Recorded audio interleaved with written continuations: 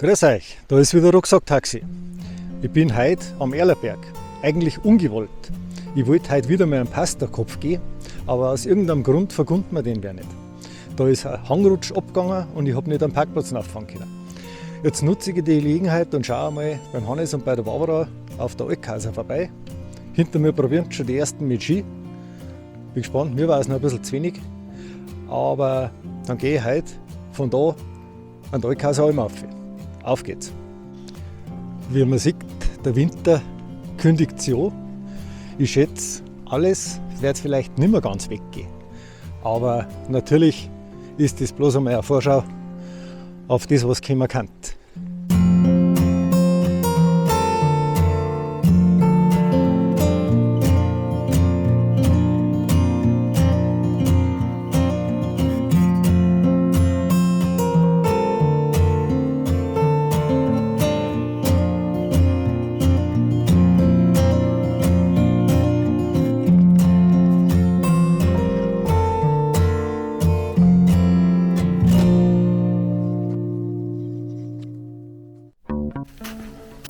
Bei der Gelegenheit erzähle ich kurz, dass heute eigentlich der Traditionsausflug in die Wildschenau mit meiner ganzen Verwandtschaft stattfinden wird. Denen ist es aber heute zu kalt. Naja, ein paar zumindest. Jetzt ist es, wie es ausschaut, 2 Wochen verschoben. Mal schauen. Wenn Sie keine Lust haben, dann fahre ich wahrscheinlich allein rein und zeige euch da drin eine größere Runden. Dann nehmen wir da mal den Rosskopf mit. Da gibt es einen ganz netten Gipfel, wo man eine Aussicht Richtung Kufstein runter hat und so weiter.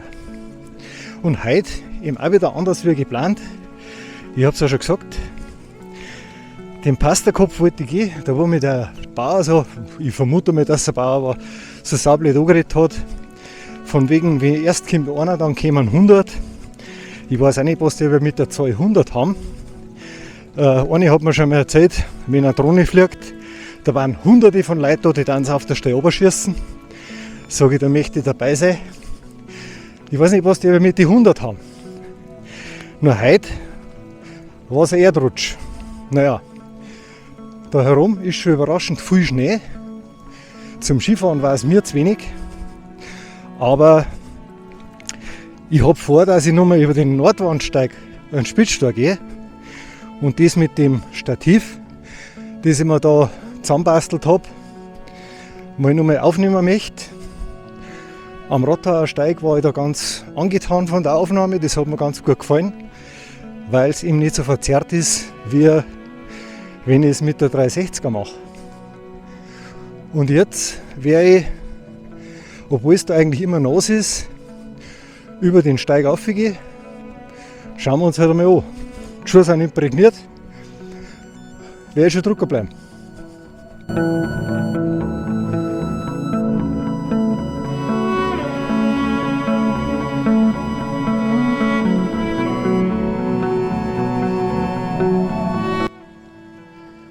Da sieht man, was der schwere Schnee für Schäden anrichtet. Der legt sich auf die Äste drauf und knickt die Baum bzw. Spalz regelrecht einfach ab.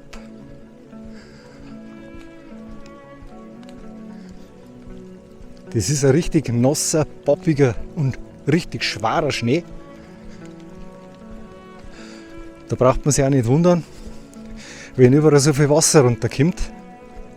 Schneim und Tau wieder miteinander ist eine schlechte Mischung.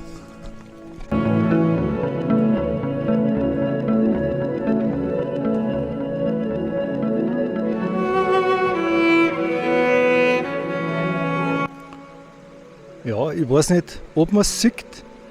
Das Wasser läuft in unsere Richtung. Das schaut bald aus, wie wenn es bergauf laufen wird.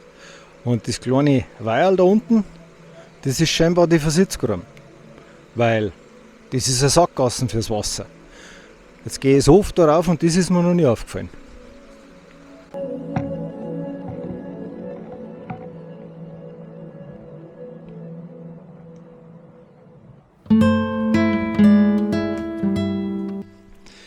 Ihr habt es gemerkt, Ich bin heute gerade weitergegangen und gehe heute über die Stornalm auf, weil der Schnee ist wirklich nass und da langt es, wenn ich ab der Stornalm durch den Schnee stapfe.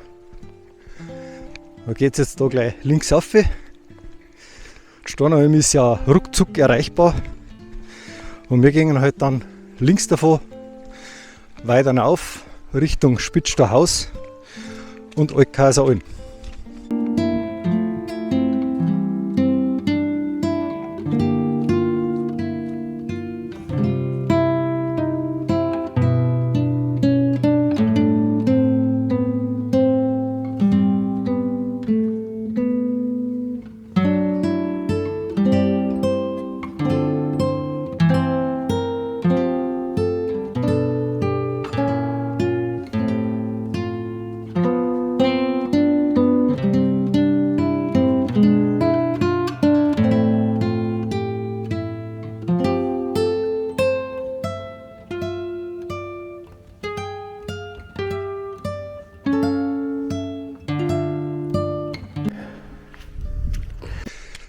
Ja, ich bin überrascht, da hat es jetzt wirklich 20 cm Schnee und da hilft jetzt sogar der Regen oder das Rinnsal unterm Schnee ein bisschen mit, dass man wieder eine Spur sieht, wo man nicht ganz so tief stapfen muss. Für den ersten Schneekontakt langt es auf jeden Fall. Es ist aber halt nicht besonders anstrengend zum Laufen, finde ich, weil durch die Kompaktheit rutscht man eigentlich selten weg. Das Einzige, man muss die Haxen ein bisschen weiter aufheben.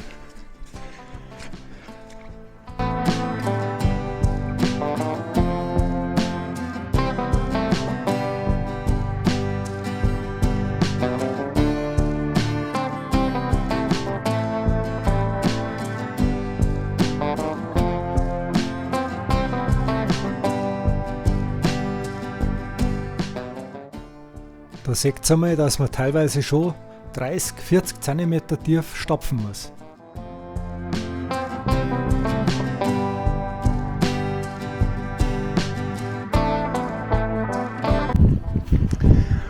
Es ist heute schon anstrengender wie normal und die Herbst- und Winterausrüstung ist gerechtfertigt. Das erste, was ich braucht habe, ist mein Schal. Es pfeift und es ist richtig kalt um den Nacken rum.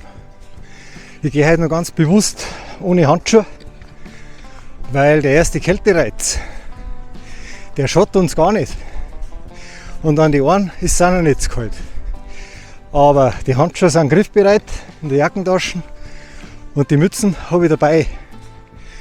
Die ist hinten eingebackelt. Die lasse ich auch so lange weg, wie es geht, weil dann habe ich beim Runtergehen eine trockene Mütze, die richtig warm ist. Außer das Wetter entwickelt sich so, wie es angesagt ist und wird noch ein bisschen wärmer. Wir kommen gerade an der Gogelalm vorbei.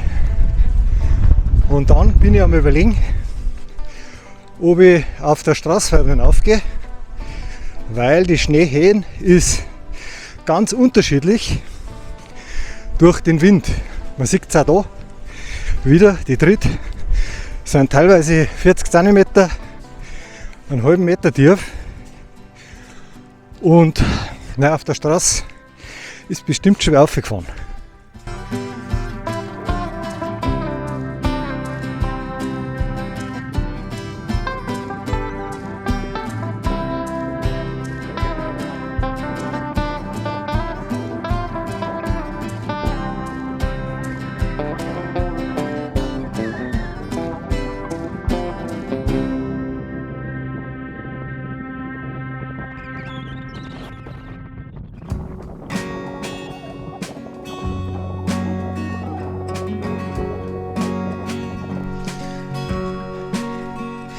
Ich habe gerade gemeint, der Bauer, der da unten Viecher verlässt, der war unterhalb der Gogelalm, weil ich da ein Licht gesehen habe dabei.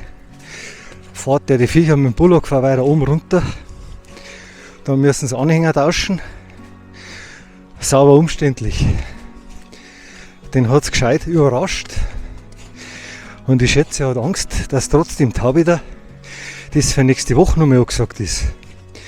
Herum nicht besser wird, sondern noch schwieriger, dass er seine Viecher bringt. Das ist natürlich scheiße, wenn man so einen Aufwand betreiben muss. Ich bin jetzt, bevor ich was dazu sage, zügig drunter durchgegangen. Man sieht, dass die Bahn birgt durch die Schnelllast. Ich schätze, von dem fällt jetzt der Rhein auch runter. Aber das ist ein Risiko, auf das habe ich auch schon ein paar Mal hingewiesen. Man muss jetzt auch wieder einen Blick nach oben haben. Genau wie im Frühjahr oder im Herbst eben. Da wo oft einmal angewachsene oder schon abgebrochene Äste noch in die Baum hängen. Und irgendwann geht einer drunter durch und dann überlegt er sich, dass er genau jetzt abbrechen und ganz runterfallen kann. So was, wenn man auf den Kopf kriegt, das geht übel aus. Und da sieht man es auch überall. Abgebrochene Gipfel, abgebrochene Äste, die unter der Last nachgehen. Ist jetzt heute bei dem Taubieder, sinkt zwar die Wahrscheinlichkeit ein bisschen, aber ich bin schon wieder so als halber der Hans Kuck in die Luft unterwegs, dass ich eben nicht irgendwas übersehe und dann hilft der Hut nichts.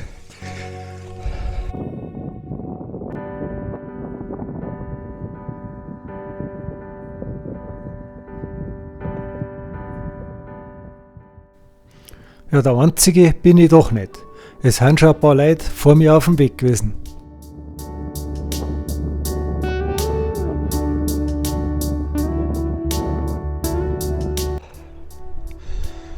Jetzt legt es nochmal gescheit zu. Der Wind pfeift gescheit durch. Man hört ihn singen. Und ich fürchte fast, dass die Barbara und der Hannes heute nicht da sind. Dass die Altkasser zu ist. War ja heute auch nicht geplant. Und wie ihr mich kennt, solange es nicht gefährlich ist Aufgeben keine Option. Ja, wie vermutet, da ist heute zu. Rentiert sich natürlich auch nicht, weil wahrscheinlich ein, zwei Leute aufkommen. Aber ich sage euch gleich was, wenn man vorbeikommt, da gibt es trotzdem was.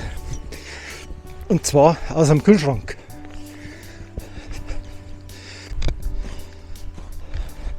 Wenn man zum Hintereingang geht, gibt es einen Kühlschrank. Mit Biokäse, Tiroler Speck, Kaminwurzen, hausgemachte Kaspressknödel und hausgemachten Kuchen. Ich weiß nicht, ob das jetzt alles herum ist, aber ein Käse ist drin, ein Bier, wer eins mag.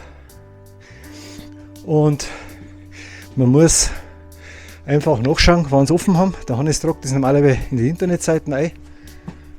Für mich war es die erste Schneetour. Ein gutes Training, dass man mal wieder stapft, dass man die Ketten wieder mal spürt. Ich werde jetzt wieder runtergehen und dann habe ich wieder was für mein Kreuz da. Das war heute das Wichtigste. Ein Fazit von der ersten Schneetour. Ich habe außer dem Schal meine Gamaschen gut brauchen können, so dass nicht der ganze Schnee in die Schuhe landet. Und Regenhosen und Regenjacken habe ich zwar dabei gehabt, aber so kalt war es doch wieder nicht. Ich verabschiede mich wieder und sage danke fürs Zuschauen. Vergesst bitte nicht, den Kanal zu abonnieren und viel Spaß beim Nachwandern. Schaut euch einmal die Liste Touren von Rucksacktaxi an. Sie ist sortierbar, filterbar. Ihr könnt euch besser informieren als wir nur in einer Wander-App.